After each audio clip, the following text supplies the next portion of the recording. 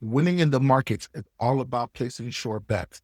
If you wonder why some people just keep seeming to win, win, and win, while other people struggle, and let me tell you, it's not about the capital. There's a little secret that they know that you don't. It's the ability to analyze trends before they happen. What do I mean by that? Well, I'm going to go straight into this video and show you the 4 highly volatile stocks I'm watching this quarter and the trends I noticed that they're going to make them winners long term. The number one trend I noticed, guys, when it comes to picking winners is the trend of momentum.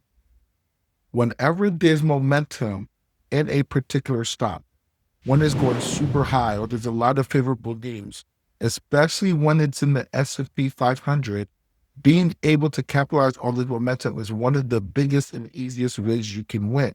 So what I'm watching this quarter, one of my criteria that I see is momentum. What has been happening in that industry, in that stock that makes it positive? An example of this is Google. While Google is not one of the ones I'm going to be looking at exclusively during this quarter, it's one of my honorable mentions. Why?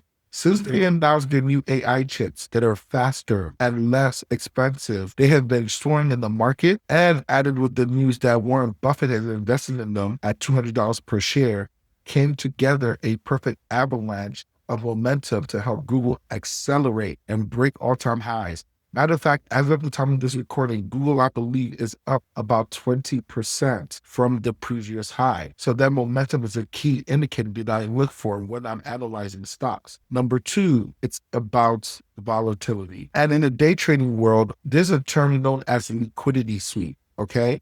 Liquidity sweep is when people want to actually buy a stock, but big money temporarily depresses and crashes the stock for no good reason. They might give some flimsy excuse or some light news, but nothing fundamentally wrong with the company. And because of that volatility, the stock becomes cheaper for no great reason. That volatility or that event-based crisis is something else I look for when I invest in stocks, especially during the platform period. And the third thing I look for is a normal cool-off period in trend. What does that mean? If a stock is going in a particular direction, if it's going up, it has a lot of exciting news, the earnings are happening great, but there's a pull down, not for any particular reason, but just because the market wants to cool off and people are selling and things of that nature, that is usually what I call a normal cool-off in a trend.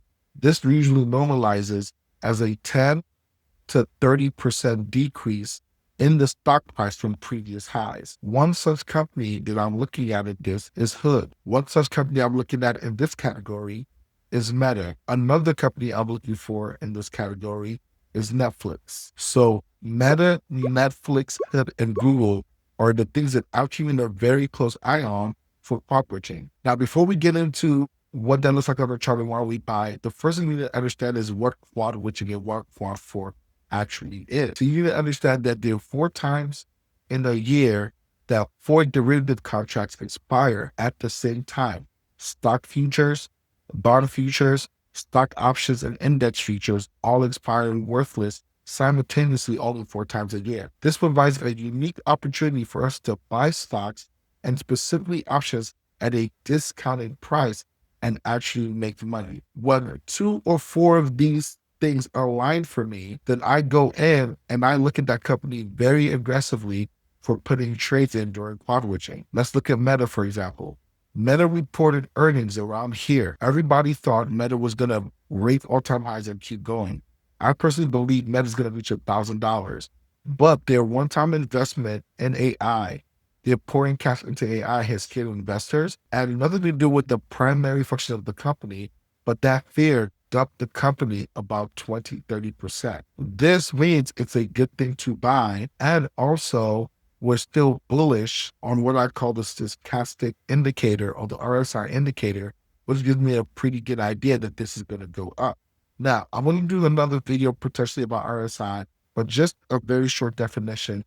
RSI and stochastic measures whether they believe the stock is overbought or oversold. For example, let's say you had a Gucci shoe that normally is $1,000, but because everybody wants to buy it, they're not selling it for $2,000. That is overbought. Oversold is the opposite. let's say a Gucci shoe is usually worth $1,000, but because nobody's thinking about it or it's discontinued, you find it for $200 as a great deal. That is oversold. Well, closer to 20 or 30, all the stochastic full is oversold. Closer to 70, 80 is overbought. And as you guys can see, we're at the oversold territory trying to head up. This is another thing that I take a look at on every stock I analyze it to see whether it's a good deal or not. And right now, based on this, Meta seems like a good deal. What I will do to multiply my money in this is probably do a long equities anticipation product, aka leaps, like I explained in my other video here. I'll go ahead and watch that as well to actually get into this and see my money multiply. Another thing I will look at is something called hood. Okay. Hood is something I have an eye on for multiple reasons. Okay. Not only is it respecting technicals or this trend line, number two, it's a stock that's a high flyer, has a lot of momentum, but it's having a natural cool off for a period where there seems to be a lot of consolidation and a lot of people buying. So somewhere around here, I would expect him to bounce. So I don't mind having a leap or a skip on this during quadrature. The third thing that I'm looking at is Netflix, okay? This is the one, definitely those volatile event-based tickers. Why? Because they announced one of the biggest deals in history that can make them huge. They also had a stock split. So when the company should be going up and breaking all-time highs, we're actually close to the 1-year lows. Make that make sense, okay? This to me is volatility or event-based drops, which gives you an opportunity to get into the stock and make money. On top of that, look at the RSI or stochastic full, another oversold company where we can buy on the cheap and make money using leaps. And of course, I mentioned Google in honorable mention. It already started to move up, but look at it. We came all the way down here. We were low. Now we're heading up towards the high side, which is why it's an honorable mention for me. Not something I might actually execute, but definitely a watcher. And the fourth one I mentioned, going back to Meta,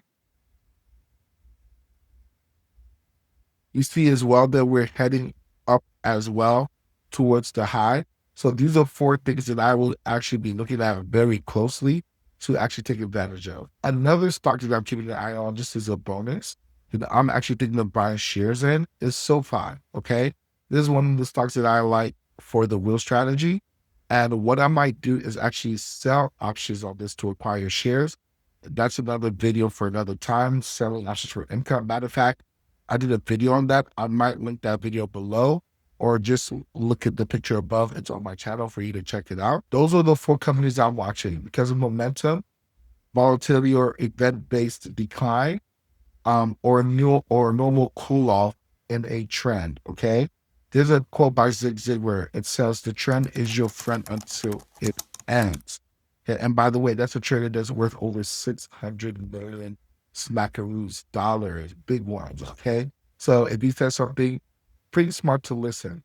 If you follow things that are in trend, have momentum, or have a volatility event-based dip, these are companies that you can pull on and make money from.